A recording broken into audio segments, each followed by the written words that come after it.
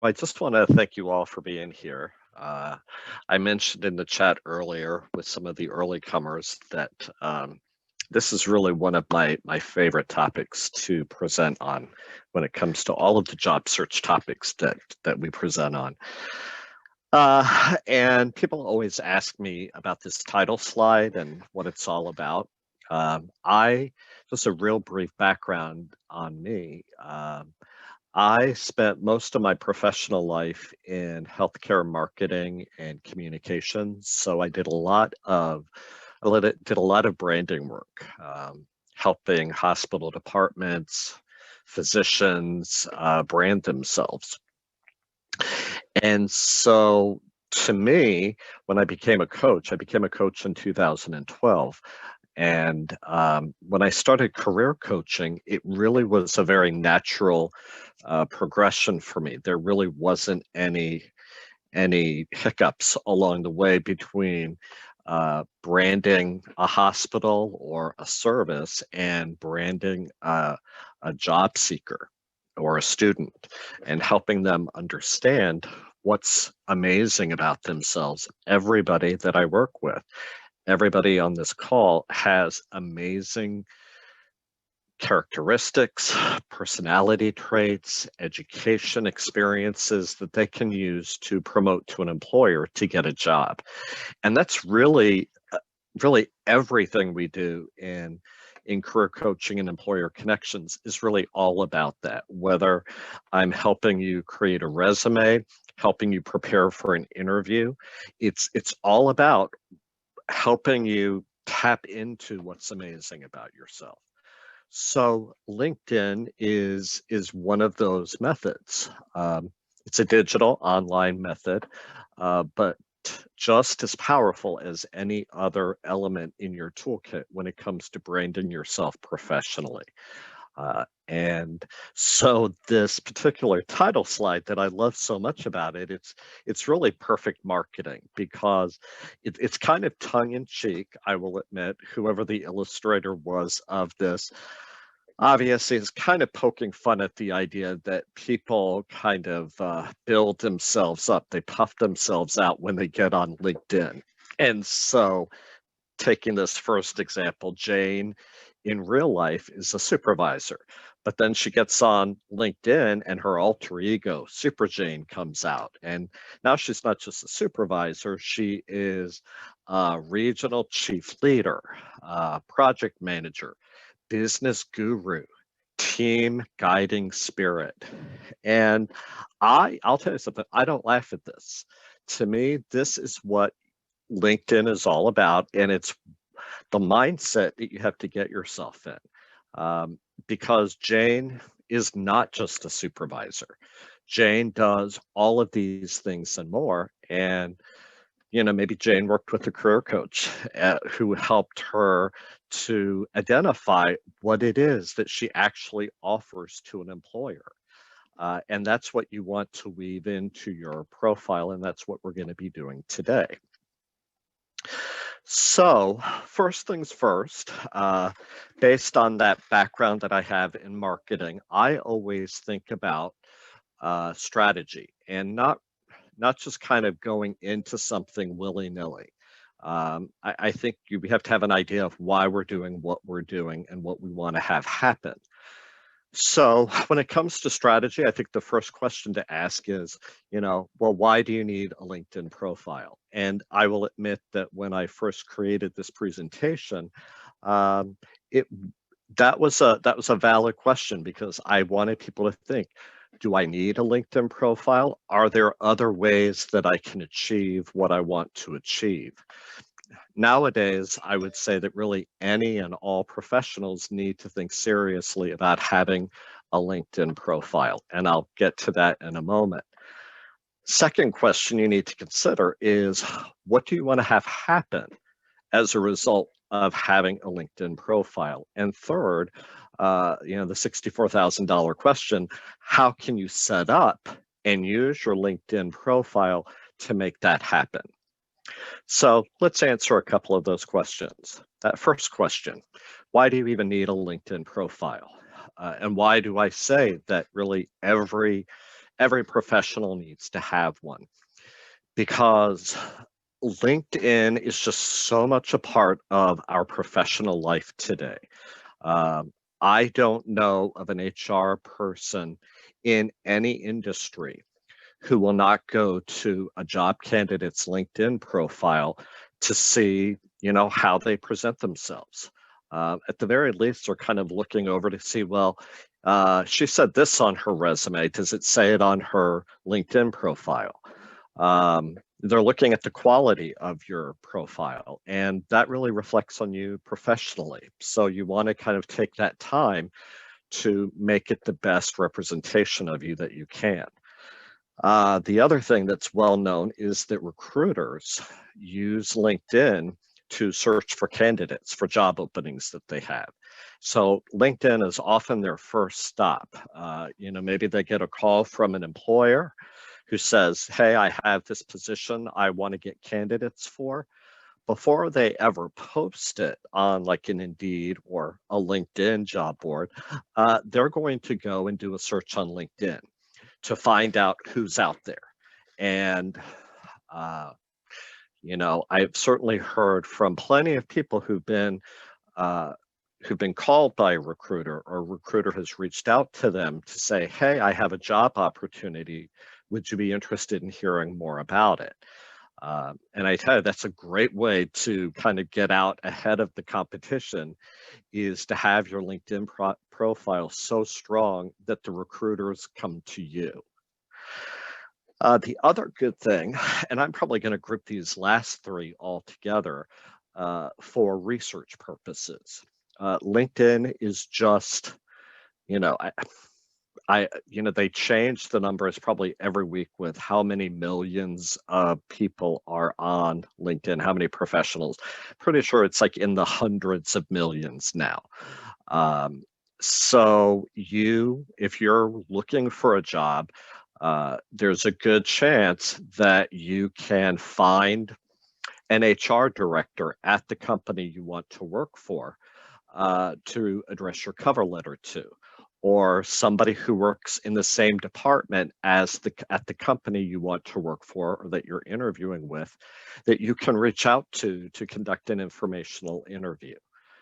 And lastly, I think the heart of my presentation today, we're going to be talking about using your LinkedIn profile to create a professional brand for yourself. How do you want to be known among people in your industry? And there's really no better way online to do that, to create that professional brand for yourself. And we'll talk about, what really needs to go into each of those sections to make that happen. So then the second question, what do you want to have happen? Because you have a LinkedIn profile, and most people would like to be contacted by recruiters about open positions. They want to convey to an HR person that they're a great fit for their company. People want to be seen as, kind of a mover and shaker in their industry. That they are kind of the go-to person when it comes to information sharing about what's new and what's happening, what's cutting edge in their industry. And lastly, how do you set up and use your profile to make this happen? That's where this presentation comes in, and I do a lot of presentations on LinkedIn because it's so robust as a tool. And I'm not going to be able to cover everything today, but at the very least, I want you to know how you can set up your profile to start to achieve those objectives. So I want to kind of set the stage, set some expectations here. I am going to assume that everybody on this call has, at the very least, gone to linkedin.com and signed up for an account. When you sign up for an account, LinkedIn will take you step by step through a process to create kind of a bare bones profile. So that bare bones profile will help you a lot, but we're starting from that place and we're building upon your profile. So I don't know if Jessica had a chance to, I see the chat I did. boxes. You did, thank you. So I created kind of a real quick handout that shows you step by step how to create an account on LinkedIn and how to start filling in that profile for yourself. So if you're not at that stage, not to worry. After this call, you can create your account and come back. Jessica, after the career camp week is over, she's going to be posting these recordings and will communicate with you so you can come back and rewatch this video or take good notes and just incorporate these pointers into your profile. All right, so now we're going to move into those best practices for each of your profile sections on LinkedIn. So the first thing is the headline. The headline is probably one of the most important pieces of real estate on your profile. So I have a screenshot of my own LinkedIn profile.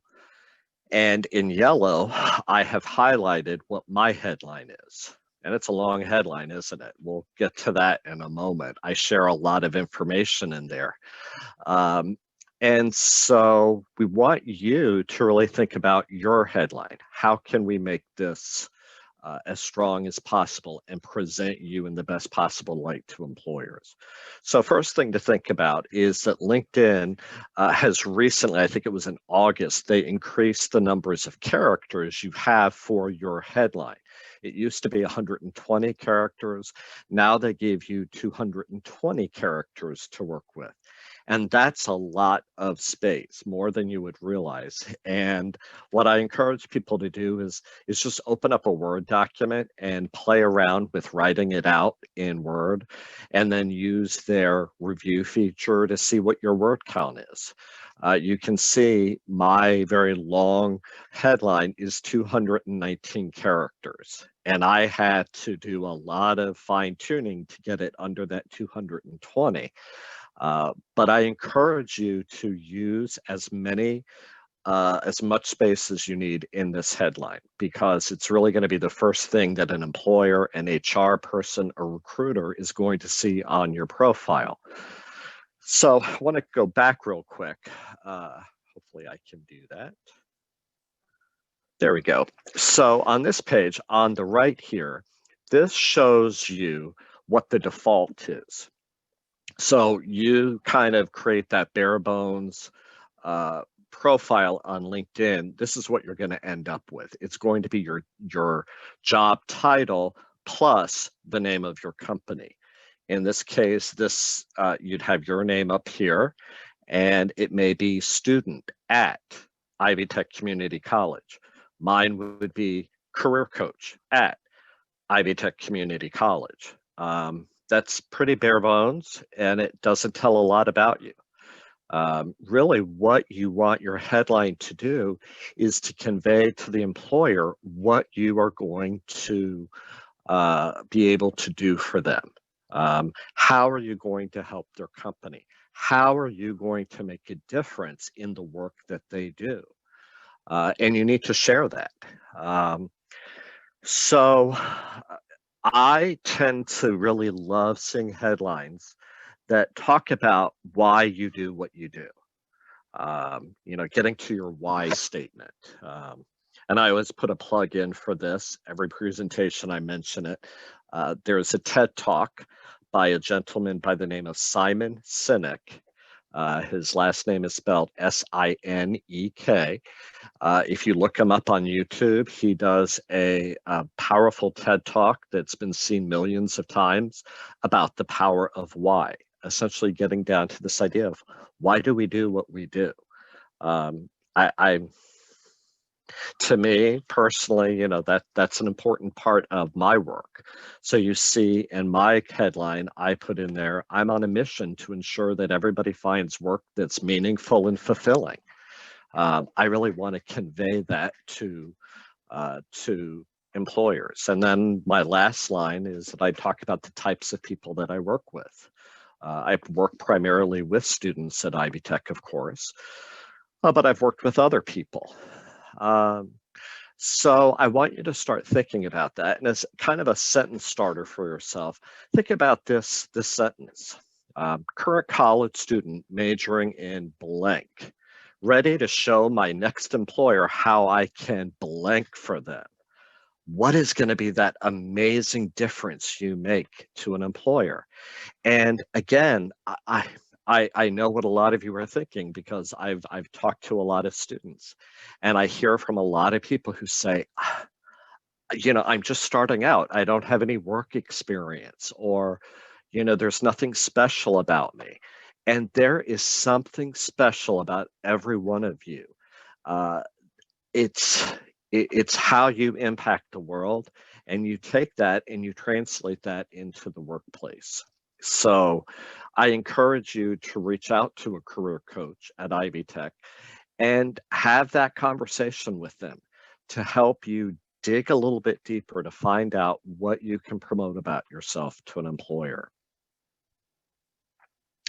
Now, here is the next section.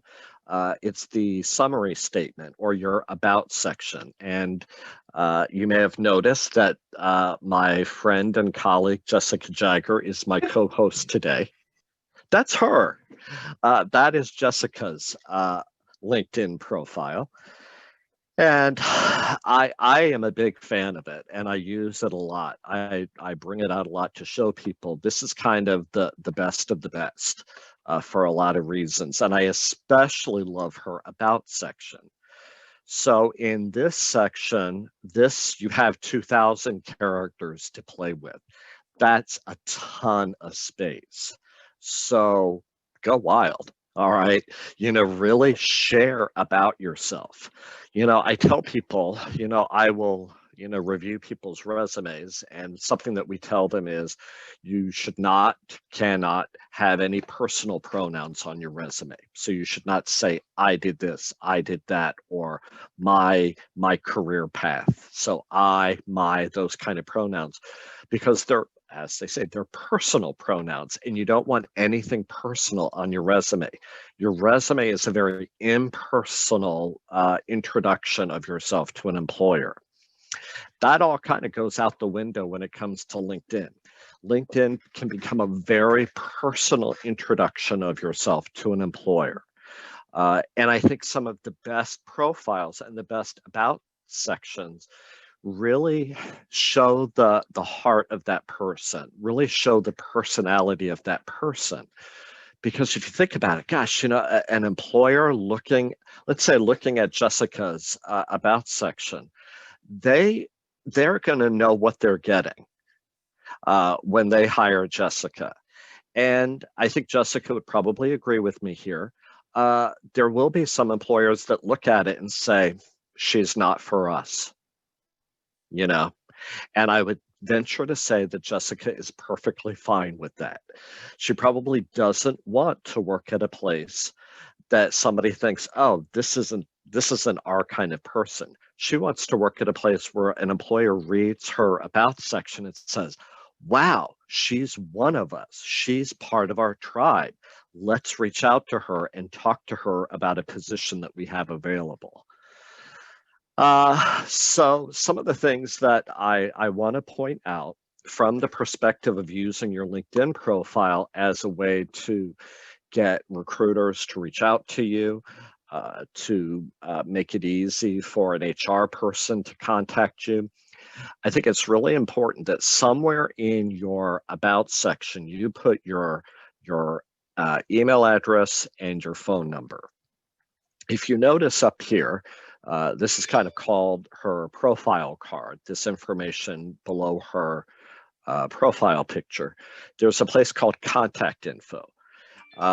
Because Jessica and I are directly connected, first degree connections, I will have access to all of her contact information.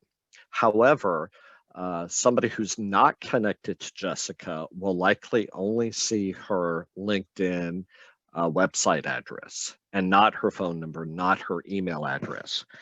And I know that I've talked to students who have privacy concerns about that.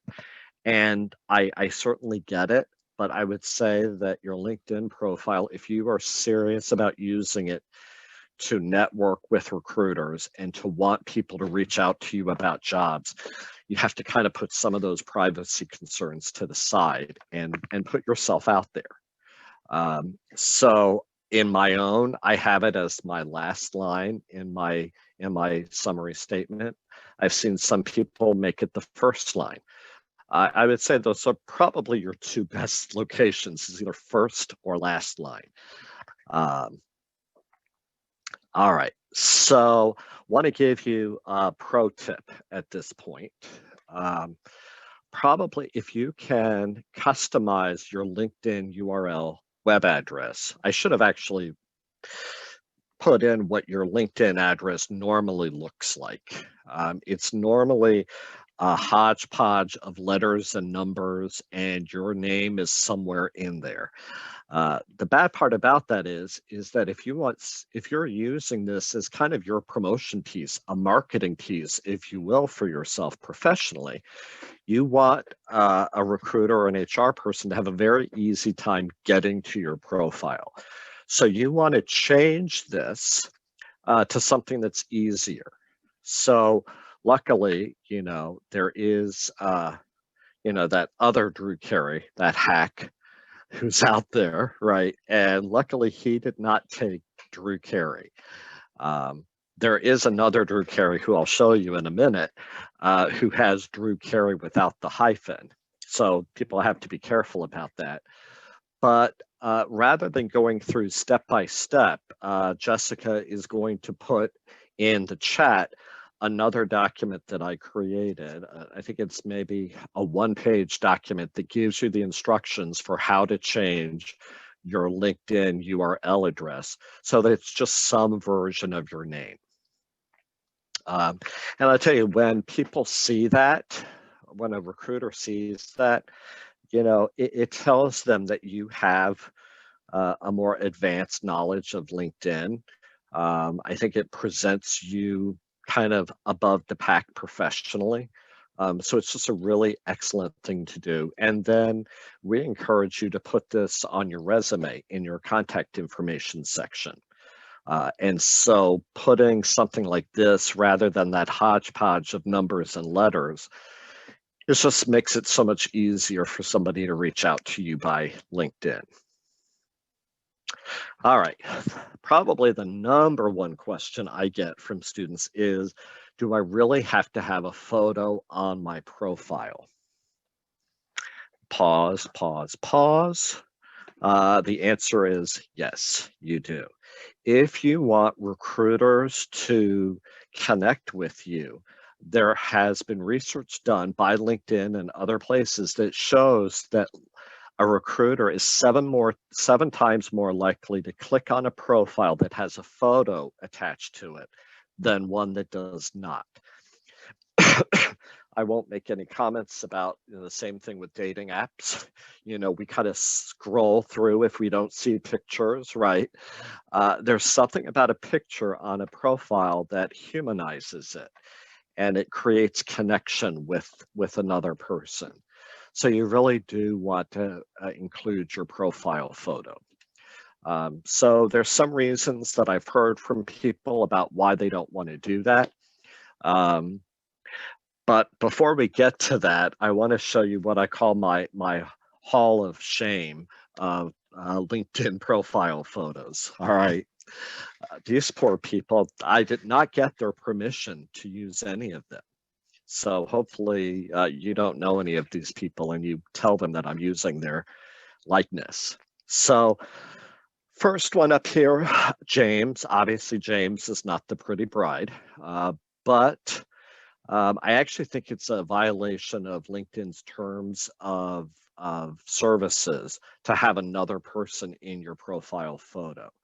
Plus, I just don't think it kind of repurposing a wedding photo or a prom photo or something where other people are in the photo with you. It just doesn't present you very well professionally, and that's what we're all about here.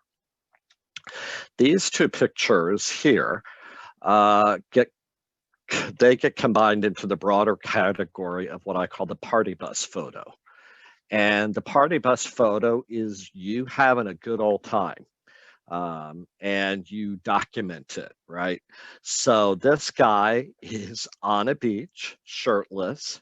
And I'm not going to do it, but if we were to zoom in, you would see that those two things in his hands are indeed beer cans. There's a woman behind him in a bikini. It is obviously just wrong for a lot of reasons. And the short answer is you want to think about how you're presenting yourself professionally. This is a pretty good picture of this young woman.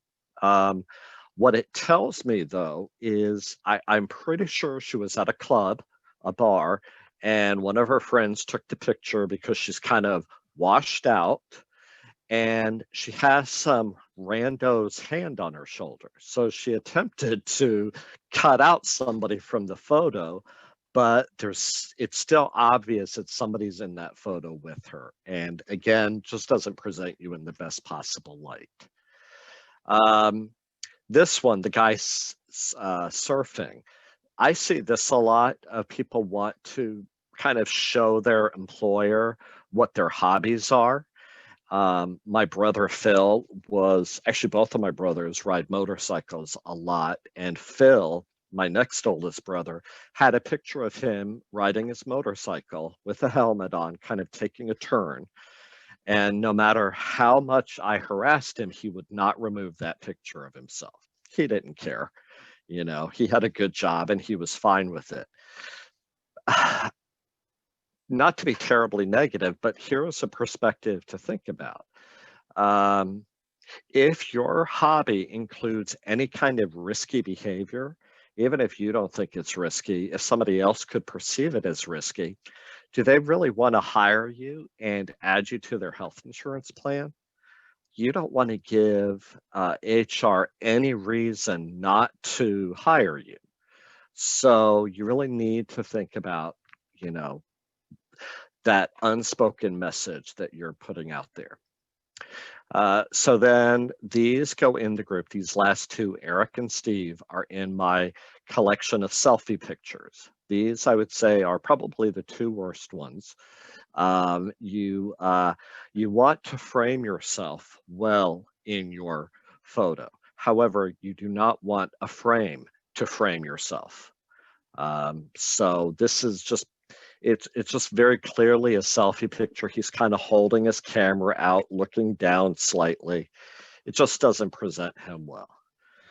And I will admit, back when I could drive to campus and I wasn't working from home, there were times that I would get in my car and I'd look in the mirror and I'd say, damn, I look good. Huh, maybe I'll take a picture of myself. And I see that a lot. A lot of people take their LinkedIn photos in their car. And I'm not going to say that's a terrible idea, but I would say, look and see, like this guy, it's obviously a very sunny day. It doesn't make him look great. He had his seatbelt on. If you're going to take a selfie in your car, make sure your seatbelt is off and that you look good. But usually there's something that will tell the employer that you were in your car. So complain. What do you do? Well, my my advice to you is just to have a friend of yours take a photo of you with their camera or your camera. The smart cameras, the smartphones now are so advanced. I mean, like, I think my phone has maybe 12 megapixel pictures that it can take. It can take really great photos. So just take like 100 pictures of you, just kind of do your posing, do your Tyra Banks and just pose, right? And I guarantee out of 100 photos of you, you will find one that you can tolerate, that you'll feel okay putting up as your LinkedIn profile picture. Some things to think about, you want to make sure that the lighting is in front of you or to the side. When you have lighting in back of you, it does weird things to your face. You want to wear your interview clothes, the clothes that you would wear to an interview. a poster board, a piece of white poster board, actually what you can do with that, if you're sitting, you can kind of hold it down in your lap at a slight angle. And what that will do, it will kind of take the light that's coming in and it will reflect it on your face. And there's something about it, it just makes me look 100 times better. So there's plenty of ways to get that photo, and I encourage you to do that. At this point, this is something that I actually just added to this presentation, but we're talking about how to brand yourself in your profile. And you've probably seen people who have this background image that's at the very top of their profile, just behind their profile picture. So I want to, this is probably an advanced step. And if you were going to give up something, this is probably what I would say, okay, don't worry about it. But it's so easy to do. You will see when you get to your public profile page, you'll see a pencil icon that I've circled here. You just click on that and you can either use one of their photos or you can upload one of your own. And you just want to make sure it's under 8 megabytes.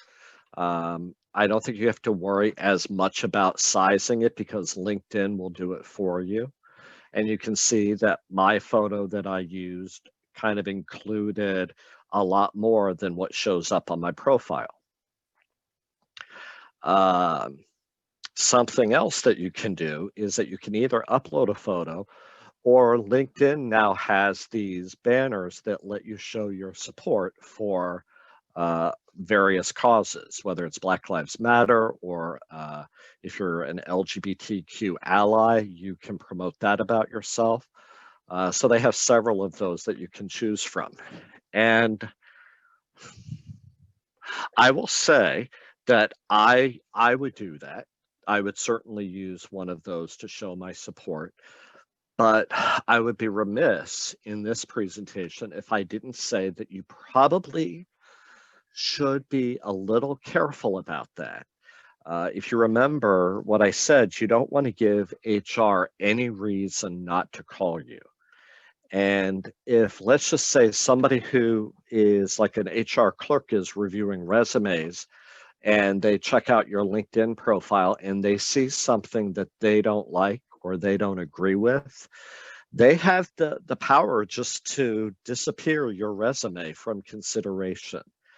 So I just tell people, be careful about that. And, you know, if it's something you feel very strongly about, then go ahead and do it. But you just have to be aware. You have to go in with eyes wide open and realize that there may be repercussions. So I probably recommend maybe finding an image that's related to your profession. So I had to get this profile screenshot of the other Drew Carey. There is actually another Drew Carey in Indianapolis. He works for Q95 radio station. He's been there for like 30 years. I've known about him for a while. I've never had I don't know, I've never connected with him. It just seems weird to connect with him when I don't actually know him, just because we share another name. But my point here is he works in radio, so he has this very cool background image of a soundboard that radio stations use. It really conveys something about his profession. There are a bunch of royalty-free stock photo sites, and I think Jessica is going to put these in the chat so you don't have to worry about writing these down. These are some of my favorites. So you can go and you can use any of the images. I don't want to get too far in the weeds. You don't have total 100% use. If you were going to like create a product, you would have to pay to use it to do advertising. But for the majority of the things you would use these images for, you don't have to pay to use them. So this one back here it could be a really cool one, maybe for a nurse or somebody in a healthcare major. This one could be something that somebody who's in IT, cloud computing, networks could use as their background image. And again, LinkedIn will probably take like the middle part of this and make this part of you, part of your background photo. So it's just another way for you to present yourself and, convey information about yourself through an image. So the remainder of these profile sections, your experience section will be, what it sounds like. It's the jobs that you've had. So what I want to point out is when you type this in, that's what's going to show up. And I would say 90% of people who do their LinkedIn profile only have like their company name, years they were there, and their job title. They don't do these other things. And I would encourage you to think about putting an overview statement of your company or the position that you're in. That's essentially what I have down here, where it says support students at Ivy Tech. You can talk about your job duties. If you've gotten awards or recognition at your work, you can include those. Something that I really love, and this is where LinkedIn can really serve as an online portfolio of sorts, of kind of showcasing your work. So what you can do when you edit this, and there's actually another pencil icon kind of hiding behind there. If you click it, it will allow you to edit your experience section. It will allow me to put documents. So this document is a PDF document. It's something that I created as part of my career coaching job. I want to kind of promote that about myself. This is actually just a link that I put in. It's a link to another LinkedIn presentation that I do that goes into more depth about how to brand yourself using LinkedIn. So if you go to my LinkedIn page, you'll be able to just kind of download anything that's on there. And it's just another way to present yourself at the top of the pack professionally. All right, you have your education section, and I chose this particular person. This is a woman I know who, when I started at Ivy Tech, she said, "Oh, well, I went to Ivy Tech." And I was like, "Really?" Uh, because honestly, she is like this bigwig, in Indiana nursing. And so I went to her page and I saw that her first degree was from Ivy Tech. She got a certificate as a licensed practical nurse. She went back and got her associate degree as a registered nurse. Went to Indiana Wesleyan and got her Bachelor of Science. IUPUI, she got her master's degree. And then she got her Doctor of Nursing Practice. But she started out her educational journey at Ivy Tech, which I think is just kind of amazing. So like on your resume, especially for new graduates, I think it's a really good practice to put down the relevant coursework that you've taken at school. And when I say relevant coursework, I'm talking about the classes in your major specifically. I'm not talking about the general education classes, just the classes that if you put it down on your resume, or like here, what I have down, I've highlighted it in red. These are the things that are going to tell an employer that maybe you don't have the job experience, but you have knowledge of the things that are pertinent in your major. And so you want to promote that education part of yourself. In this section, you can also do like I did in the experience section. You can put PDF documents, you can put JPEGs, you can put Word documents. There's a whole slew of different files that you can upload to your education section under each school. So if you had a class assignment, some project that you did that you can promote about yourself, you could upload that document to your education section. Again, like on your resume, if you have a GPA that's over 3.0, if you've been on the dean's list, other honors that you've gotten while you're in school, absolutely add them here. All right, 142. We are in really good shape here. So another section on your profile is called skills and endorsements. And these are essentially skills that you possess that your connections can endorse you for. They can say, yes, Drew is really great at career coaching. I'm going to endorse him for that. And you start building that up. And, I'll tell you, there's some people who will tell you they'll be kind of party poopers and they'll say, oh, that's not something worthwhile to do. I call bull on that. I think this is actually a very important strategy for your LinkedIn profile. If I have like 80 people say that I'm good at career coaching, does that automatically mean that I'm an expert in career coaching? Not necessarily.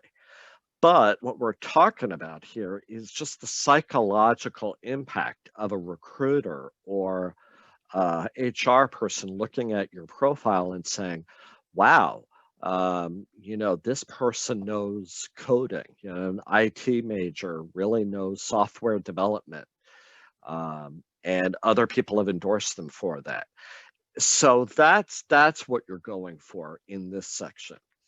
Now, something you want to keep in mind in your skills section is that you have the power when you first create your profile to say what the skills you want to show up on your profile.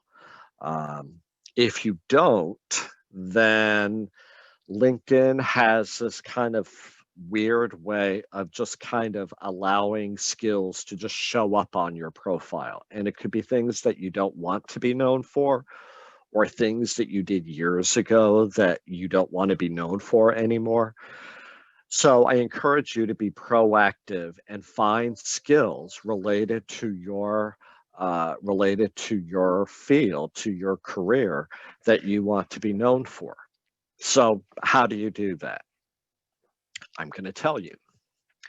So what I encourage you to do is at the top of your LinkedIn profile page, there will be this box just to the right of the LinkedIn logo.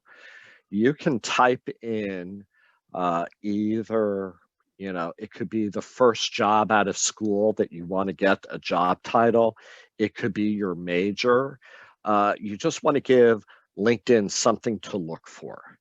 And so for my example, I said teacher. So this pretend student wants to find out what skills she can put on her profile for teachers or teaching. So she put in teaching up here, pressed enter. She comes to this page. You just want to make sure that this drop-down list says people in it. It could say companies, it could say groups. You just want to make sure that it says people. And 9 times out of 10, it will come up as people, but you just want to check it. So then you get this result, like 18 million results of people who have teacher as their job title, or somewhere in their profile they mention teacher, and that's why it's showing up. So you want to just look through here, and teacher, Kayla, that's kind of generic. Heather, leader, speaker, teacher, talent optimizer. It's not really what I'm going for. Marcus, elementary teacher in Indianapolis. Okay, that's probably somebody I want to check out his profile and see what kind of skills he's promoting about himself, because he's doing what I want to do. So if we click on Marcus's, it brings us to his profile page, and you'll see this background is is kind of the generic background that everybody's profile uses if they don't upload their own. So if we scroll down on Marcus's, we'll come down to his section that says skills and endorsement. And we can see that people have endorsed him for community outreach, youth development, leadership. And I might be thinking, I'm not sure if those are the ones I want to choose for me. So you can click on show more, and it will bring you down to even more skills. So probably curriculum development is a basic skill that a teacher needs to have. So that might be one that you get the idea, okay, he has that on his profile. I too want to be an elementary school teacher. So I'm going to add curriculum development as one of my skills on my own profile. So another way that you can find out skills to use is if on your LinkedIn page at the top, you have this menu bar.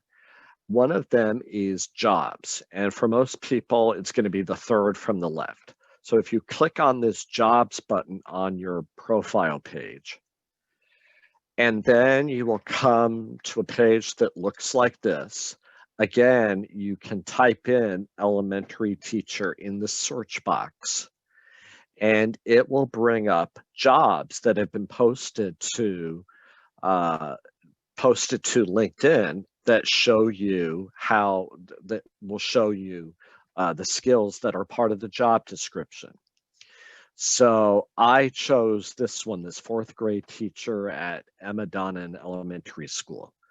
So I come down here and I see that they're listing out the essential duties and responsibilities. And I've circled ones that, oh, okay, instructional planning. That's a skill that a teacher needs to have. School relations, community relations, that makes a lot of sense. I'm going to add those to my profile. The good thing about these two things that I've talked to you about, finding skills to use, you can also use this when you're building your resume and you want to fill in a skill section. This is also a great way to find skills to use on that. All right, the next section underneath the skills section is recommendations. And so recommendations are exactly what they sound like. You can ask your connections to write you a recommendation. So what I suggest to students as you're getting ready to graduate, maybe your last semester, you ask your instructors at school if they would write you a recommendation.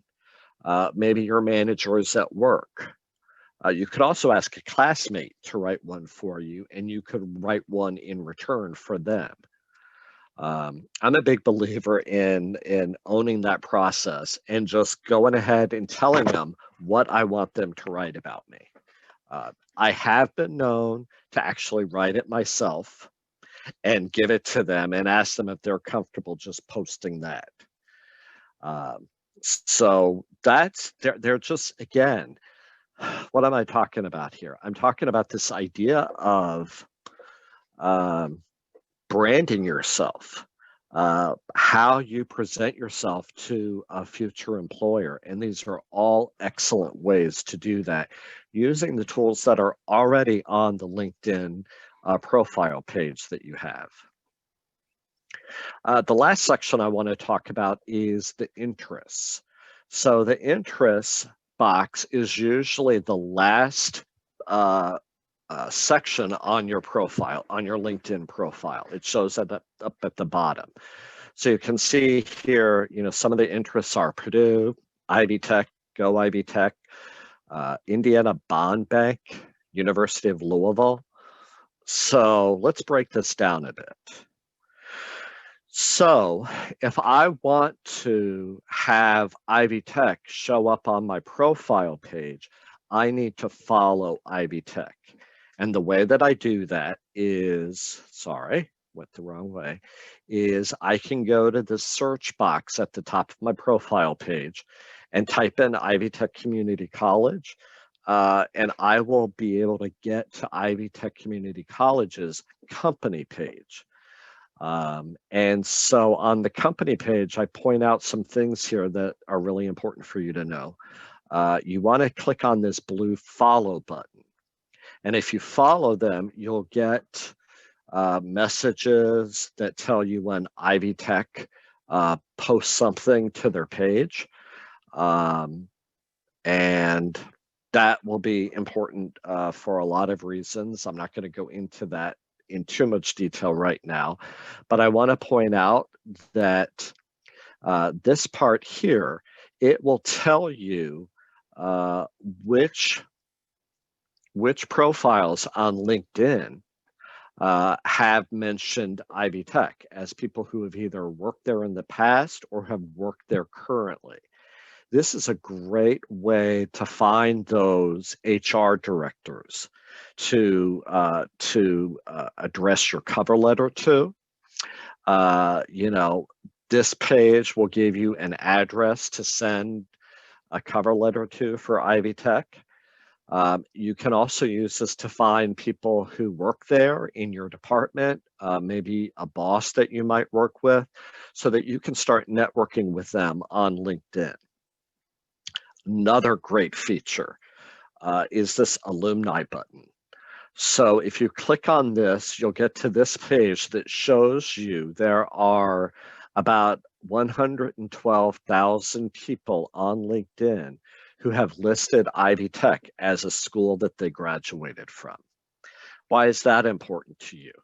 Probably one of the best things that you can do in your networking to get a new job or your first job out of college is to connect with alumni. So you can search for alumni, Ivy Tech alumni. You could say, well, I applied for a job at Eli Lilly. I want to find out if there's any Ivy Tech graduates who work at Eli Lilly that I could reach out to kind of get my name out there, or would they be willing to pass along my resume to the hiring manager for the job that I've applied for? And I guarantee you there's a ton of Ivy Tech people working at Eli Lilly. Their Ivy Tech people are working at every major company in the area. So they can be a great resource for you. You can also just maybe type your major. Maybe type in teacher or software developer or nurse, and you can find people who have that, who've graduated with that major from Ivy Tech and reach out and just network with them. That's a whole other presentation about networking, but a big part of your networking can happen on LinkedIn, especially, you know, when we're all kind of cooped up inside.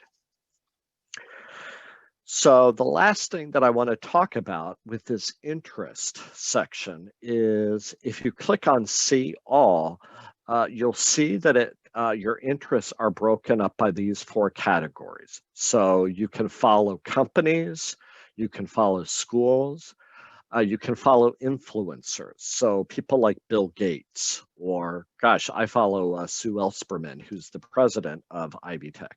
I consider her an influencer in higher education, and I want to know what she has to say. You can also follow groups. So the thing that I want, this is another pro tip for you, is to follow every college and university in your area. So I would follow IUPUI, Butler, University of Indianapolis, Franklin College, Indiana Wesleyan, maybe even Anderson University. I'd follow all of them in the area, because what happens is that if a recruiter is doing a search and they want to find candidates who went to Butler, they can search for that. But if you have that you're following Butler, even if you don't have them in your education section as having gone there, you will still show up in that search. And why that's good is that there might be something on your LinkedIn profile that gets the attention of that recruiter. And they might just say, well, yeah, I wanted somebody from Butler, but wow, look at this person. They have everything I'm looking for. And then they reach out to you, whereas before you might not have shown up in that search. You definitely want to follow the companies that you're interviewing with, or if you have a group of 10, 20 target companies that you'd really like to work for, just make sure you're following all of them. Keep in mind that all of your interests, everybody that you're following, shows up on your profile. So not only will I say make them speak for you, but be careful. Again, if there's anything controversial, you probably just want to avoid that like the plague, and just just make sure that you're being thoughtful about the places that you follow. So that's the end of my presentation. Gosh, with 2 minutes left before you will go to your next presentation at 2.